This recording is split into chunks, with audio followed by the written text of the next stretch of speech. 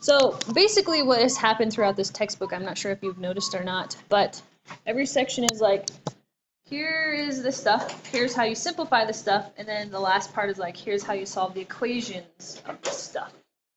Okay, so last piece of this is solving the radical equations. Okay, so the first part of this is something that at first I kind of was like, we don't need to go over this. Right. But then I was like, oh my gosh, this is actually super important. Because Jarrett, if you don't know how to solve it, this technique always works. So, you guys see this little equation right here? The one that I just put a box around? I can make it bigger if you want. Okay, so let's say we were going to solve this, but we were going to do it on the calculator or by doing it graphically. Okay, so some of you guys have Desmos on your phones, or you can use a graphing calculator, whatever floats your boat. Okay, so what I'm going to do is I'm going to basically graph both sides. Yeah, it would be very good for you to practice this. Okay, so I have the square root of x minus 3 on one side, and I have 2 on the other. So we have the square root of x was minus 2, right? Did I say that right? No, minus 3. Oh my gosh. And 2 is the other one. It's hard to remember that. It's minus 3. Okay, so that's one equation, and then I'm going to write 2 in the other equation. For some reason, Desmos won't graph 2. Does it graph on yours? No. 2 just straight across. Yeah, it should, but I don't know why Desmos doesn't graph it. Let me try like literally writing it. Yours doesn't? Oh, there it went. If I typed in a y equals, it was happier about it. I don't know why. Okay, so what do you think that I'm looking for? Exactly. I'm looking for the intersection. Because think about it. What happened back here? I had the two equations set equal to each other. So graphically, I'm trying to figure out where they are equal, which is exactly where they intersect. Okay, so the answer to this, you guys see that it intersects at 7, 2? The x value is 7. So the answer to the solution is 7. You can solve any equation using this method. Did you catch that, Jarrett? Mind blow? He doesn't look very mind blown right now. I don't know. Okay, let's try another one. Let's try this one right here.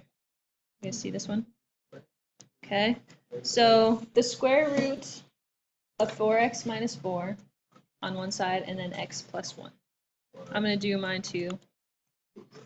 So we got... What was the second one? I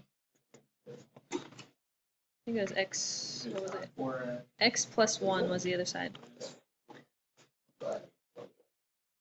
So the square root of 4x plus 4? Dang it. They don't intersect. Minus 4. And what was it, x plus 2? Plus 1. Okay, so immediately you guys, you did see this. They do not intersect. So what is my answer when they do not intersect? No solution. Okay, so the answer for this would be no solution. You know the quick way to write that? A little circle with a line through it means no solution. Or you can write out the words no solution. None. None. 0 is not the same though. This is not the same thing. Right? No solution means there is no solution. 0 is like they crossed at 0. 0 is a number. Wait, that's what it's like when you cross up the equals? Yeah. So write the 0 with the line through it for no solution. No. Okay, let's try one more. Last one. Let's look at this one. Okay, so we got 2x minus 3, and then the square root of x. Square root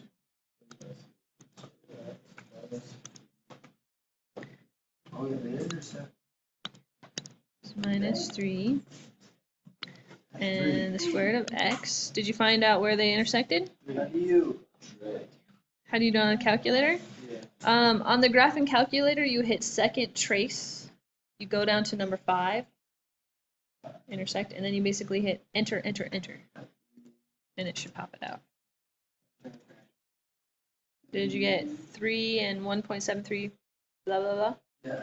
So nonetheless, the x value was 3. So x equals 3. Equals 3. So, long story short, you should be able to check all of your answers really easily, right? That was really easy to do. Don't you agree? Especially using Desmos. Super simple. Okay, so you can solve equations graphically and you can solve them algebraically. So now this is the part where you need to take your notes. Blah, blah, blah, blah, blah, blah, blah, blah. Okay, so this is a exponential equation. Okay, so kind of a blanket statement as far as how do I solve exponential and radical equations. Okay, so step 1 is always to isolate the exponential piece or the radical piece and then get rid of the exponent or the radical. Okay, so if I'm supposed to isolate the exponential piece, that being this, I need to start by getting rid of the minus 2. How would I do that? Add 2. Okay, so I start by adding 2 to both sides. So that gives me the quantity of x plus 5 to the 1/2 is equal to 3. Okay, now I want to get rid of my exponent. So how could I get rid of a 1/2 power? Square it. Okay, so the idea is that I want to get my exponent to turn into a 1. So I will always multiply by the reciprocal of whatever the exponent is. Okay, so the reciprocal of 1/2 is 2. So it's an exponential 2 up there that undoes it. Okay, so that'll cancel that out. On my left-hand side, I have x plus 5. And that's equal to 9. So what's my last step? Wait. 3 squared? Oh, yeah, So we have you to square times both half. sides. It cancels. You times half times 2. Times 2. Because 1/2 times 2 is 1. Right? So then your exponent goes away. You're just with the 1 up there. Okay, so what's my last step? Minus 5. Yeah. Okay, so would you all agree that my x is equal to 4? I would say so. Okay. That's pretty easy, right? Probably. It'll probably be way harder. Let's do another one. It always is way harder. How would I do this one? Ah, good. See how there's a 2 in the front? Yes. Okay, I got to get rid of the 2. That says 2 times the stuff. So how do I get rid of the 2? Divide. Good. So I have x minus 50 to the 1/3 is equal to -5. Okay. Was that 1 exploded by 3? Yeah, 1/3 up there. Okay, so to get rid of my 1/3 exponent, I multiply both sides by 3, so an exponential 3 to get rid of that. So now I have x minus 50 is equal to, what's -5 cubed? Nice. -125. So my last step? Close. Or plus 50. Sure you meant that, you just... I just saw minus 50. Okay. Ooh, there we go. X is equal to -75. So pretty easy, right? Eh? I'll take that as a yes. All right, there's an elephant. Okay, I want to do this one right here. This one is an important question to talk about. All right, Okay, so this time we got a square root, which really is the same as to the 1/2 power, right? There's nothing really different about this. So I need to get rid of the radical. How would you get rid of a square root? Okay, so you square both sides. Now something that is different this time is that on the right-hand side I have a quantity. So that means I have to square the quantity. So what is x plus 1 squared?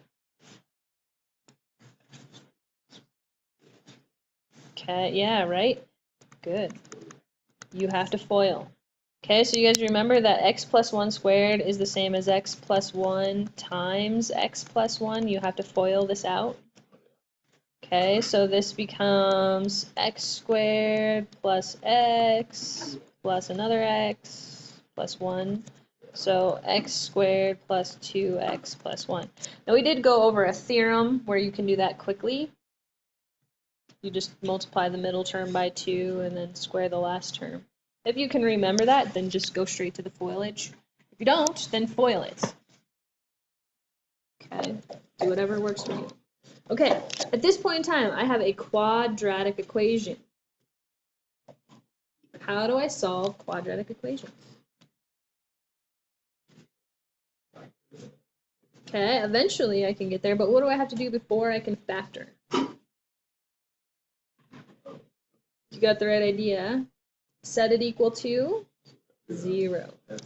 Okay, always set quadratics equal to 0. Okay, so you guys can follow me if I subtract x and 3 at once.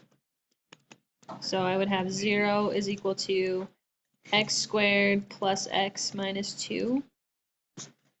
Okay, so what are methods that we have used to solve quadratics in the past? You guys remember? So factoring, you said 1. So factoring, you can use easy method or the box method. What else could you use? There's one other one.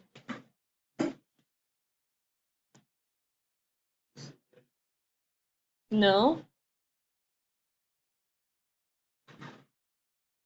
Quadratic formula.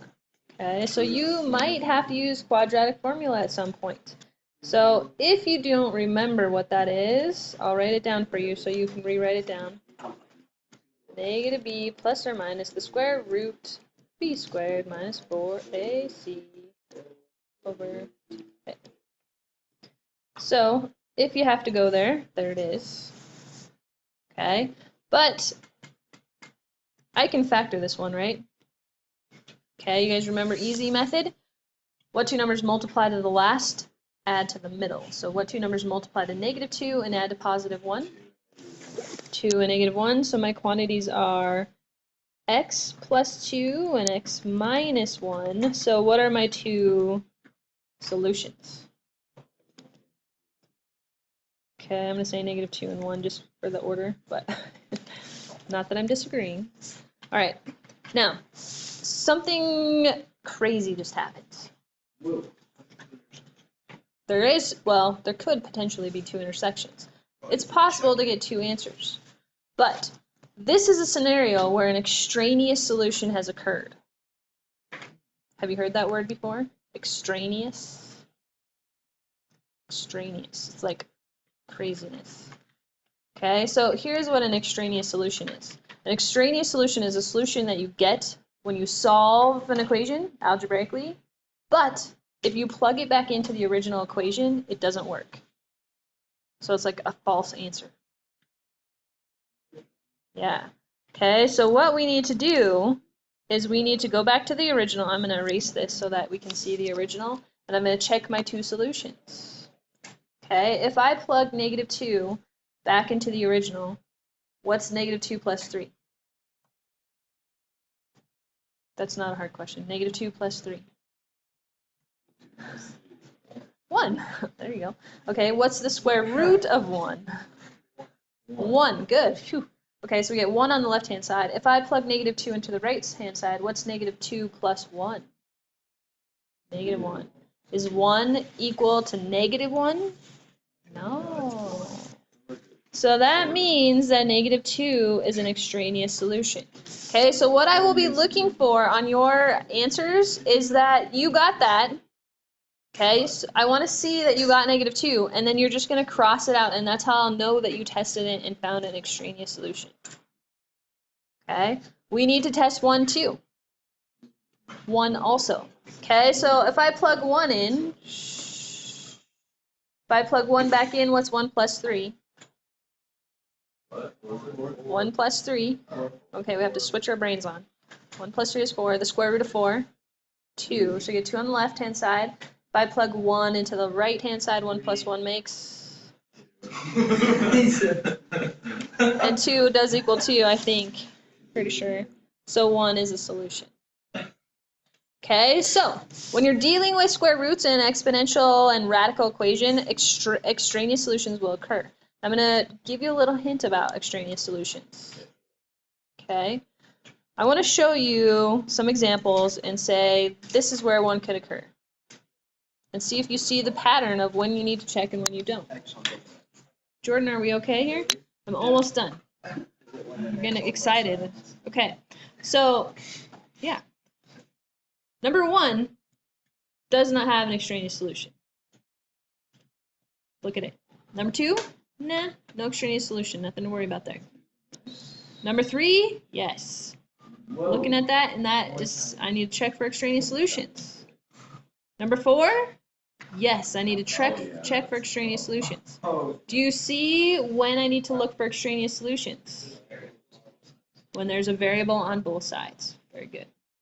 Okay, so anytime you have a variable on both sides, you need to check your answers. Fair enough? Okay.